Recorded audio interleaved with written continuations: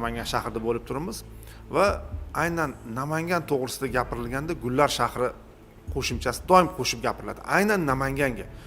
O'zbekistonda barcha shaharlar juda ham chiroyli, lekin aynan Namanganga keling, Gullar festivali bo'lib o'tadi bu yerda. Bu qandaydir tarixiy tarixdan nimadir bormi shunga domla o'zi?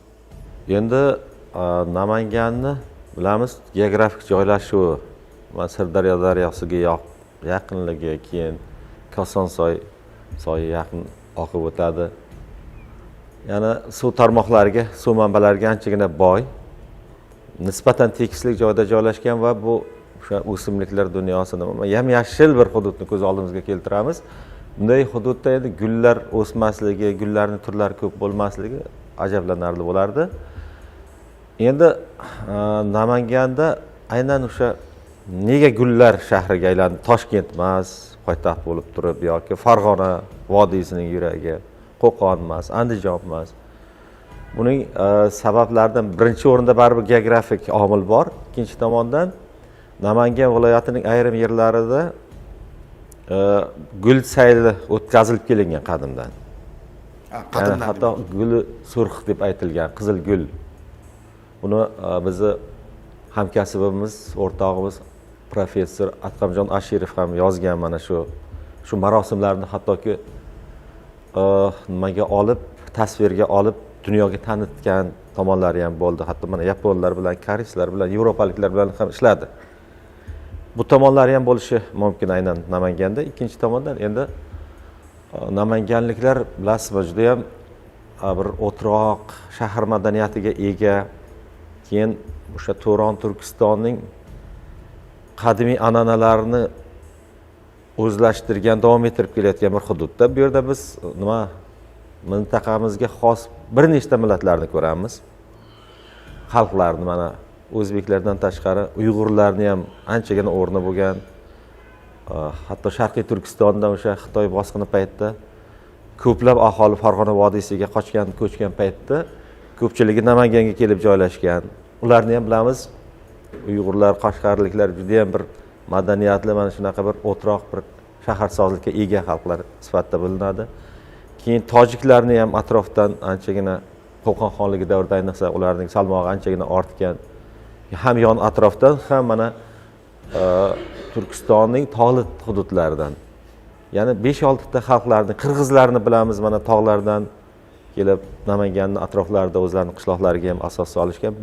Demak, Turon Turkistonning etnomadaniy xususiyatini Namangan shahrida ko'ramiz va har bir xalqning o'sha o'ziga xos yuksak madaniyatini birlashtirgan bir joy. Shuning uchun ham mana shunaqa bir gullar shahriga aylangan deb ayta olamiz. Endi Namangan shahrini ko'pincha atrofida qishloqlari bor, masalan, yoki tumanlari borda. Aynan men o'ylardimki, Namanganda deyarli demak urug' nomlari yoki o'zbek urug'lari bo'lsin, boshqa urug'lar bo'lsin, qay darajada bor. Mana Qo'qonga borganimizda yonida o'nlab turli o'sha 92 ta o'zbek urug'i bilan bog'liq qishloq nomlarini ko'rgan edik. Buni yoritganmiz. Aholi ham ko'pchiligi bu haqida biladi. Biroq Namangan shahrini men tarixiy nimasiga biroz ko'z yugurtganimda, hozirgi kundagi xaritasiga qaraganimda ham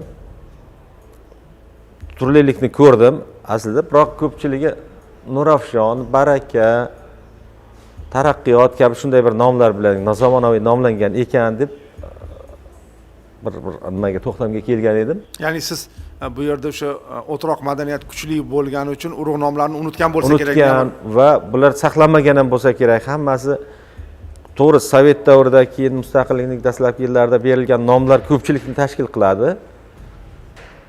Faqat haligacha o'sha o'nlab urug' nomlarining borligi, qishloqlar o'laroq saqlanib qolgan yoki mahallalar shaklida saqlanganini ko'rib, albatta bu yerda demak tarixiy jarayonlar juda kuchli borganligini kuzatyapmiz. Mana Qiyot nomi.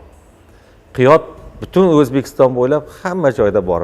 Biz mana nimaga borganimizda Navoiy viloyatining o'sha Navoiy shahriga borganimizda ham atrofida Qiyot degan qishloq bor edi.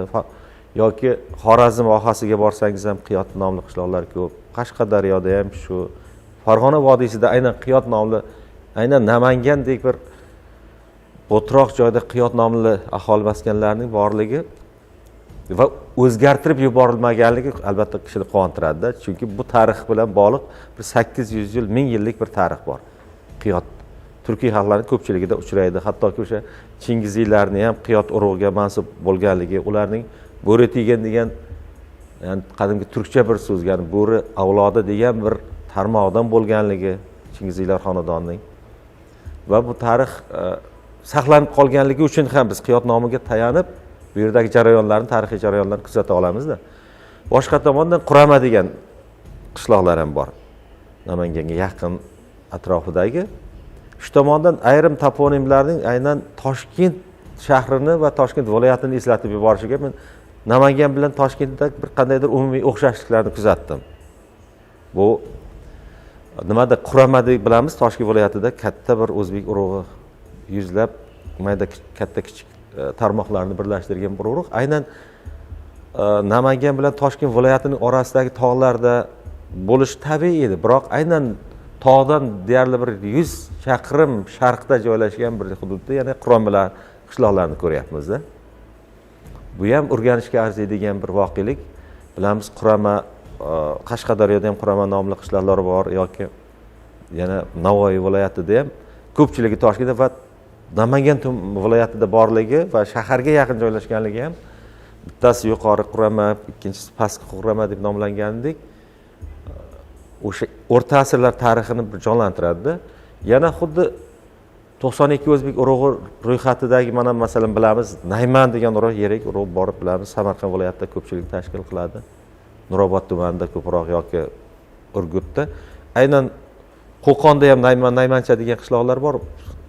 Nimaga yaqin joyda ham, Namanganda ham shunday borligi va Nayman urug'ining turkiy xalqlarining ko'pchiligida bor uchrashini ham bu o'sha turkiyotni, turkiy xalqlarning o'ziga xosligini ham Namangan o'zining toponimlarida, qishloq nomlarida ko'rsatayotganini kuzatyapmiz. Yoki saroy. Mana biz Qashqadaryoda sonsiz saroy deb qo'yadi, bu juda ham ko'p sonli degan ma'noda. Hattoki Qo'ng'irot, Mang'it degan 100 minglab salmoqqa ega bo'lgan bir yirik o'zbek urug'larining orasida ulardan ham ko'pda saroylar. Bular ko'proq Jizzax viloyatida bor, Samarqandda bor. Aynan Farg'ona vodiysida uchrashishini bilardim, lekin u ko'proq Andijon, Farg'ona tomonda. Aynan mana Namanganning janubiy g'arbiy tomonlarida saroy nomli yoki Qirqchek degan qishloq. Ko'pchilik hozir unutgan. Endi Farg'ona vodiysida urug' nomini bilishmaydi ko'pchilik deb ba'zan vodiyliklar menga telefon qo'ng'iroq qilib, ba'zan savollar yuborib, nega Farg'ona vodiysida yo'qolgan, yo'qolmagan qishloq nomlari bo'lib turibdi. Faqat unga yaxshilab e'tibor berish kerak, tarixni o'qish kerak. Aynan Qirqchek degani 40 ta chek degani emas, raqam bilan bog'liq emas.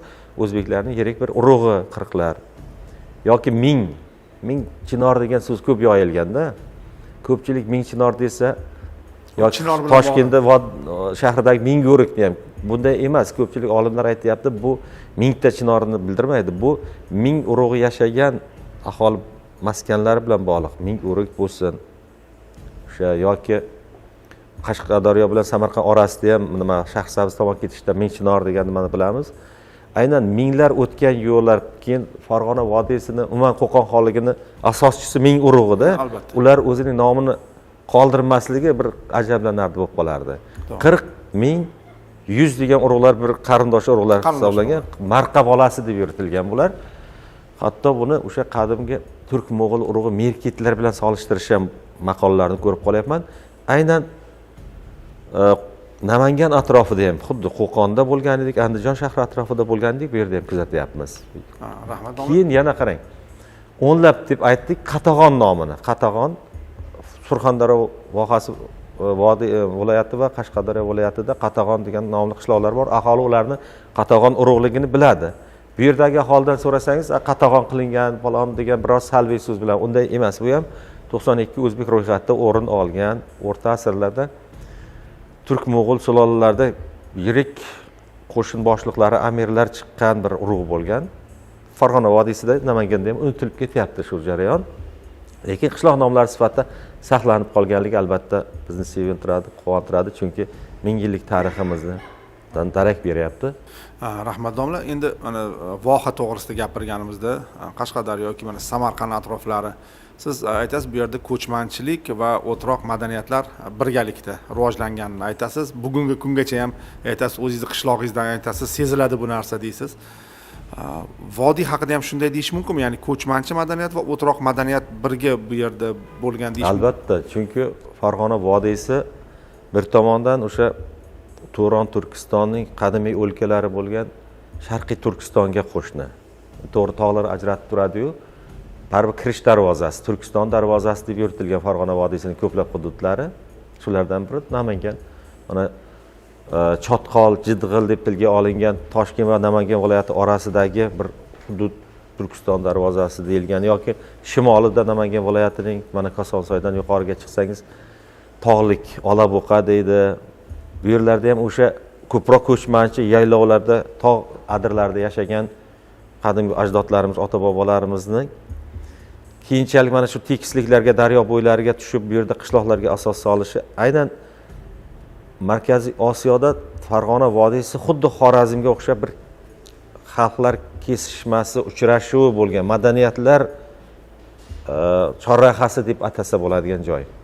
Bir tomondan Yettisuv deyilgan o'lkani bilamiz. Mana janubiy sharqiy Qozog'iston, Olmaota atroflari, Bishkek atroflari, Issiqko'l, mana shu Yettisuv o'lkasining aholisi ham bu yerdan ko'proq turkiy aholi bu yerdan bir necha marta janubga siljiganda Farg'ona vodiysi orqali o'tgan, Toshkentdan o'tgan bir qismi Farg'ona vodiysidan. Aynan bu jarayon bundan 3000 yildan oldin yozma manbalarda yoki 2500 yil oldin ko'rina boshlagan bo'lsa, to 20-asrgacha mana shu migratsiyalar kuzatilganda, ya'ni to'xtamagan. Ayniqsa Qo'qon xonligi davrida bilamiz, qirg'iz urug'larining ancha harbiy qo'shinlarning katta bir kuchini tashkil etib tarixda iz qoldirganligi, keyin o'troqlashganligini yoki turkiy xalqlarning ko'pchiligini tashkil qiladigan qipchoqlar, Dashti qipchoq, aynan Farg'ona vodiysida qipchoq urug'larining hattoki bir na qirg'izga, na o'zbekka, na qozoqqa kirmagan alohida qipchoq guruhi, ya'ni o'zbeklarning qipchoq urug'idan tashqari ham qipchoqlar bo'lganligi, Qo'qon xonligida harbiy harakatlarda faol ishtirok etganligini ko'ramiz. Ular ham keyinchalik yoppasiga o'troqlashdi va Farg'ona vodiysidagi aynan Namangan shahri va uning atrofidagi bu bir tomondan shimoliy Kosonsoy shu tomonlar bo'lsin, bir tomondan Axsi deydi, mana qadimgi Axsi kentining o'rni bo'lsin. Shu tomonlardagi bugungi qishloqlar nomiga ko'z tashlasangiz ham qipchoq urug'larining tarmoq nomlariga duch kelasiz. Qizig'i 18-asrlarda ham bu migratsiyalar bo'lgan. O'sha ko'pchilik o'ylaydi, mana Sharqiy Turkistondan bo'ldi, Yettisuv tomonidan bo'ldi yoki Badaxshondan ko'chirilgan harbiy mana tojik aholining ham bir qismi, ya'ni tog'li tojiklar, u yerlik mahalliy tojiklardan tashqari o'sha Pomir Badaxshondan Qo'qon xonlari olib kelgan bir nechta o'sha qadimgi sharqiy ironiy tilda keyinchalik tojik deb atalgan aholi guruhlarini ham bilan bog'liq nimalarni ko'ramiz. Mana Namangan shahrida G'alcha degan katta bir yo'l, mahalla borda. Tog'lik degan ma'noni biladi qadimgi so'qcha, g'arb degan, ya'ni tog' degan so'zdan. G'alcha. Uni ham ko'ryapmiz. Boshqa tomondan qoraqalpoqlar kelgan, bilasizmi? Qoraqalpoqlar ko'proq Sirdaryoning kam o'zlashtirilgan joylarida, mana Axsi atroflarida ham joylashgan. Keyin siz 18-19-asrda o'sha Sirdaryoning o'rta oqimlarida yashagan qoraqalpoqlarning keyinchalik tarqalib ketishini, albatta, ya'ni o'rta deganda ham bugungi Qozog'istondagi Turkiston shahri, ya'ni Toshkentdan g'arbdagi joylarda, qadimiy o'tror hududlardan 1750-yillar atrofida qoraqalpoqlar ancha-muncha qalmoqlarning tazyiqiga, bosqiniga uchrab, bir qismi Orolbo'yiga, Xorazm vohasiga ko'chgan bo'lsa, bir qismi Zarafshon, bir qismi Zarafshon vohasiga ko'chgan bo'lsa, kam o'zlashtirilgan joylarda bular o'troqlashdi. Oldingi chorvadorlik, ko'chmanchilik hayotidan kechib va katta bir qismi Farg'ona vodiysiga ham kelib joylashdi. Ko'pchilik buni bilmaydi, biroq bugungi Andijon, Farg'ona shaharlari, Qo'qon, Namangan shaharlari atrofiga ham bularni yoyilganini ko'ramiz va yangi joylarni o'zlashtirib o'zbek xalqining bir tarkibiy qismiga aylanib ketishdi. Hozirgi kunda ham ayrim etnografik belgilarini, sheva xususiyatlarini, urug' nomlarini biladigan qoraqalpoq qardoshlarimiz ko'ramiz. Bular tarixiy qoraqalpoqlar bilan bordi keldilarni ham qilishadi. Hozirgi kunda bayramlar o'tkazishadi. Hukumatimizning ancha tashabbuslari bilan Farg'ona vodiysi qoraqalpoqlari bilan Xorazm vohasi qoraqalpoqlarining orasidagi madaniy muloqotlar yo'lga qo'yildi. Demak, birgina shu Namangan shahri atrofini va o'zining ichidagi bir mahalla ko'ylarning nomlaridan kelib chiqib qaraydigan bo'lsak ham, aynan o'sha o'troq va ko'chmanchilarning muloqotini ko'ramiz. Mana G'irvonlik Mallaboy degan bir asar bo'lardi. G'irvon degan hozirgacha Namangan shahridagi bir katta bir mahalla borda, hech kim uning ma'nosi nimaligini bilmaydi. Qadimgi farg'oniylar tilidan qolgan so'zmi yoki boshqami, uni ham aniqlanmagan. Yoki yonginasida Uychi tumani bor. Ko'pchilik uy quruvchilar, uy sozlar deb o'ylaydi. Unaqa emas, bu qadimgi turklarga xos boyagi uy degani, mana Boburnomoda ham uchraydi, Mahmud Qoshqariy Diyon lug'ati turkida ham uchraydi. Uychi, aynan uy, mana qirg'iz tilida saqlangan ko'proq sigir degan ma'noni bildiradi. Qora mol. Va o'sha shuni boquvchilar degan ma'noda. Qo'ychi degandek, uychi degan shunaqa bir to'xtamga kelishgan. Yana nimasiga tarkibiga qaraydigan bo'lsak, masalan, bu yerda Namangan shahrining yonida joylashgan bir ikkita boya saroy dedim, Ming dedim, Nayman dedim. Undan tashqari mana bu Kosonsoy atroflarida ham biroz yashagan qozoqlar ham bo'lgan bir vaqtlar bilsangiz. Hozir ular ko'pchiligi umuman Qo'qon xonligi davrida keyinchalik qaytib ketganlari ham bor, lekin mana shu Namangan viloyatida saqlanib qolgan qozoqlar borligini, hatto qozoqlar kelib ular bilan uchrashuv o'tkazganlik, biroq ular o'zbeklashib ketgan bir aholi ekanligini ham ko'ryapmiz. Yoki Namangan atrofida Qashqar yoki Uyg'ur degan nomlarga ham duch kelyapmiz. Boyagi o'sha so'nggi o'rta asrlarda Qo'qon xonligi davridagi o'troqlashuvni va Namangan shahrining aholisi juda ham ko'payib ketdi-da keyingi asrlarda. Ya'ni o'rta asrlarda unaqa yirik bir shahar sifatida bilinmas edi. Hatto Bobur buni bir yirik katta bir qishloq ma'nosida tilga olib o'tgan. Faqat shu, ya'ni u vaqtda Axskent kattaroq. Axskent aholisi 17-asr boshlaridan ko'cha boshlagan, u yerda zilzilalar bo'lib. Qizig'i shunda ko'pchilik o'ylaydi, Farg'ona vodiysida Farg'ona shahri, Andijon shahri, Qo'qon juda aholisi ko'p bo'lsa kerak deydi. O'zbekistonda faqat vodiyda emas, butun O'zbekistonda ikkinchi o'rinda turadigan shahar bu Namangan shahri, bilasiz. 700 mingga yaqin aholi. Bu o'z-o'zidan bo'lmadi. Bu o'sha ko'chishlar evaziga, aholining o'troqlashuvi evaziga va Qo'qon xonligi davrida Namanganning iqtisodiy, siyosiy, madaniy iqtisodiy tomondan mavqei o'sganligi bilan bog'liq. Ya'ni bu yerda turli hududlardan hunarmandlar ko'chib keldi, turli hududlardan urug'lar ko'chib keldi. Yoki siyosiy, ma'muriy boshqaruv markazlari ko'proq Namangan, mana To'raqo'rg'on deymiz, To'ra. Yaqinginasida Namangan shahrining. Bu juda ham qadimiy turkiy bir so'z, To'ra degani qonun, qoida degani. Vali asl turkiy so'zlardan biri. Va bitik toshlarda uchraydi. Turk to'rasi, turk qonuni degani. Unga xoqonlar ham amal qilgan, beklar ham, oddiy budun, qora budun, oddiy aholi ham. Ana shu nomning yillar o'tib, ming yillar o'tib, aynan mana shu Namangan viloyatida bir shaharning nomiga aylanib qolishi To'raqo'rg'on, qarang, to'ralar yashaydigan qo'rg'on degan ma'noda. Bu albatta bizning tariximizning turk dunyosidagi o'rni, markaziy o'rni yuqori bo'lganligini ko'rsatadigan dalillardan biri.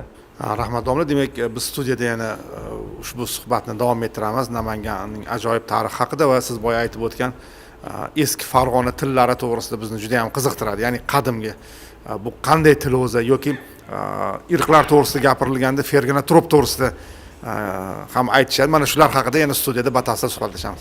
Rahmat sizga.